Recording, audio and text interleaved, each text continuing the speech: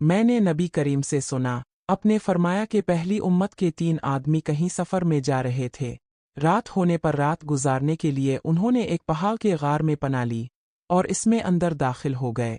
इतने में पहाड़ से एक चट्टान लड़ेका और इसने गार का मुंह बंद कर दिया।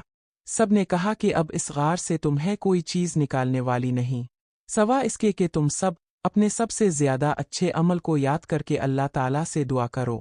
इस पर उनमें से एक शख्स ने अपनी दुआ शुरू की कि ए अल्लाह, मेरे माँ बाप बहुत बूढ़े थे और मैं रोज़ाना उनसे पहले घर में किसी को भी दूध नहीं पिलाता था, ना अपने बाल बच्चों को और ना अपने गुलाम वगैरह को।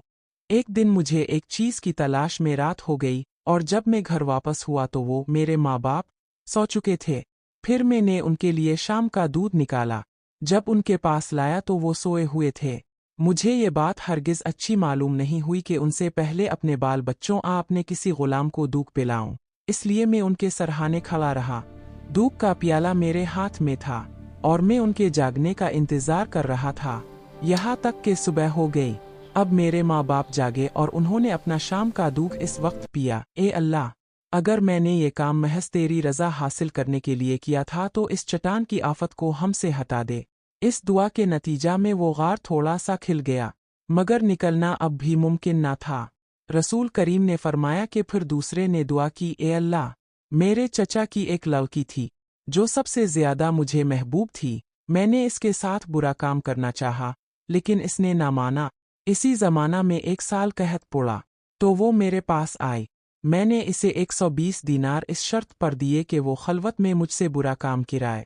चुनांचे वो राज़ी हो गई। अब मैं इस पर काबू पा चुका था, लेकिन इसने कहा कि तुम्हारे लिए मैं जायज़ नहीं करती कि इस महर को तुम हक के बगैर तोड़ो। ये सुनकर मैं अपने बुरे इरादे से बाज आ गया और वहाँ से चला आया, हालांकि वो मुझे सबसे बढ़कर महबूब थी और मैंने अपना दिया हुआ सोना भी वापस नहीं लिया। ए अल्लाह, अगर ये काम मैंने सिर्फ तेरी रज़ा के लिए किया था तो हमारी इस मुसीबत को दूर कर दे। चुनांचे चट्टान ज़रा सी और खिसकी, लेकिन अब भी इससे बाहर नहीं निकला जा सकता था। नबी करीम ने फरमाया और तीसरे शख्स ने दुआ की, ए अल्लाह, मैंने चंद मजदूर किए थे, फिर सबको उनकी मजदूरी पूरी दे दी, मगर एक मजदूर ऐसा निकला कि वो अपनी मजदूरी ही छोड़ गया। मैंने इसकी मजदूरी को कारोबार में लगा दिया और बहुत कुछ नफ़ा हासिल हो गया। फिर कुछ दिनों के बाद वही मजदूर मेरे पास आया और कहने लगा, अल्लाह के बंदे, मुझे मेरी मजदूरी दे दे। मैंने कहा, ये जो कुछ तो देख रहा है, ऊंट, गाय, बिक्री और गुलाम, ये सब तुम्हारी मजदूरी ही है। वो कहने लगा, अल्लाह के बंदे, मुझसे मजाक ना कर। मैंने कहा, मैं मजाक नहीं करता। चुनांचे इस शख्स ने सब कुछ लिया और अपने साथ ले गया, एक चीज़ भी इसमें से बाकी नहीं छोड़ी। तो ए अल्लाह, अगर मैंने ये सब कुछ तेरी रजामंदी हासिल करने के लिए किया था तो हमारी इस मुसीबत को दूर कर दे। चुनांचे वो चट्टान हिट गई और वो सब बाहर निकल कर चले गए।